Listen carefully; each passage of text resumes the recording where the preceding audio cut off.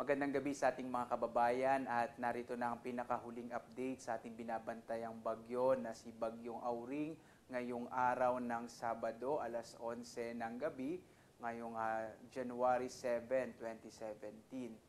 At narito nga ang pinakahuling taya dito sa bagyong si Auring at ang kanyang pagkilos ay patungo ito sa mga lalawigan ng Surigao at patuloy itong kumikilos at inaasahan nga natin na lalapit sa bahagi ng mga lalawigan ng Surigao del Sur at Surigao del Norte.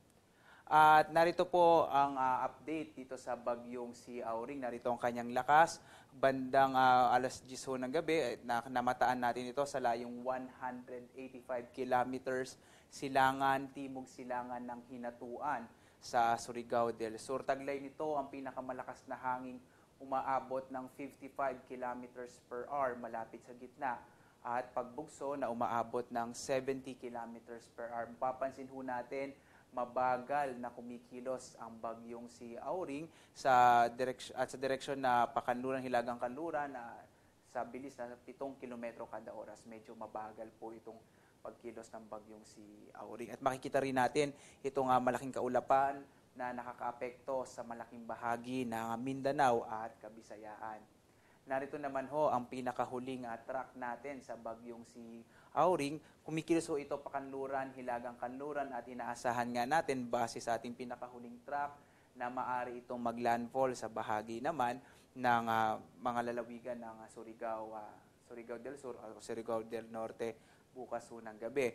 At kung makikita ho natin, babaybayin ng bagyong si Auring, kung mapapanatili itong kanyang lakas at bilis, itong bahagi ng Northern Mindanao, gayon din itong southern part ng Kabisayaan, bago tuloy ang kumilos palapit sa Palawan at lalabas ho sa Philippine Air Responsibility, posible bandang Huwebes, dahil nga po sa mabagal na pagkilos ng bagyong si Auring. Kaya inaasahan ho natin sa mga susunod na araw, itong mga bahagi na ito ay patuloy na makararanas ng mga pag-ulan mula katamtaman hanggang sa kung minsan ay malalakas.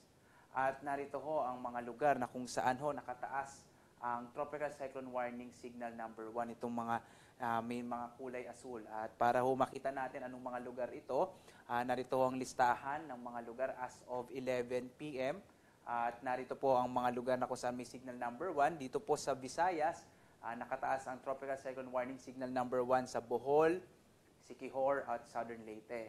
At maraming mga lalawigan din ho nakataas signal number 1 sa bahagi ng Mindanao, partikular na dito sa Caraga, sa Agusan del Sur, Agusan del Norte, Surigao del Sur, Surigao del Norte kasama ho dyan ang Siargao Island, Dinagat Province, Misamis Oriental, Misamis Occidental, Bukidnon, Camiguin, Davao del Norte, Northern Davao Oriental at Compostela Valley.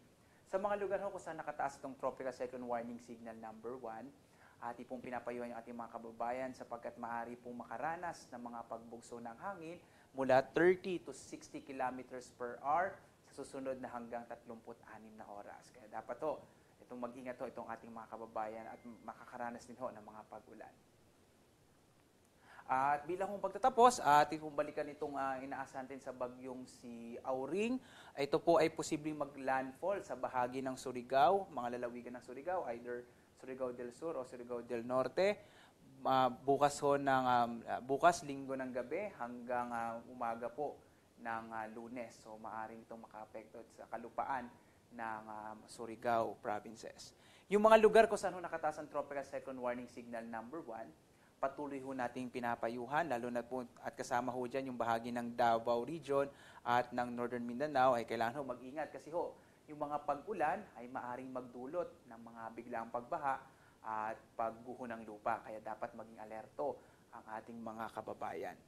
At patuloy na makararanas ng katamtaman hanggang sa kung minsan ay malalakas na mga pag-ulan, itong mga bahagi po na kung saan dadaan, inaasahan nating dadaan, itong bagyong si Auring. Ito po yung lugar ng Caraga, mga lalawigan ng Leyte, Northern Mindanao, Central Visayas, Negros Provinces, at tuluyan nga po itong lalabas sa bahagi ng Palawan, lalo na't kung mapapanatili nito ang kanyang lakas at bilis.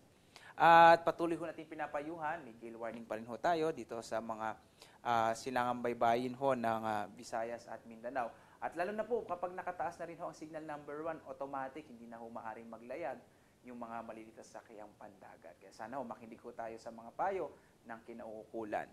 At kung sakali po, no, base sa pagtakbo nitong bagyong si Auring, lalabas ito ng Philippine Air Responsibility bandang Huwebes, January 12, 2017. At para pa ho sa ibang mga impormasyon, amin kayong inaanyayahan na tumutok po dito sa ating website, www.pagasa.doc.gov.ph.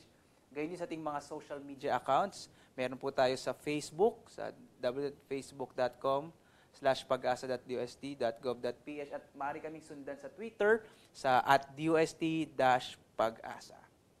At yan ho, ang pinakahuli nating update sa bagyong si Auring. Magbibigay ho tayo ng susunod na update mamayang alas 5, bukas ng alas 5 ng umaga. At mula naman ho sa Pag-asa Weather Forecasting Center, ako si Obet Badrina, nag-uulat.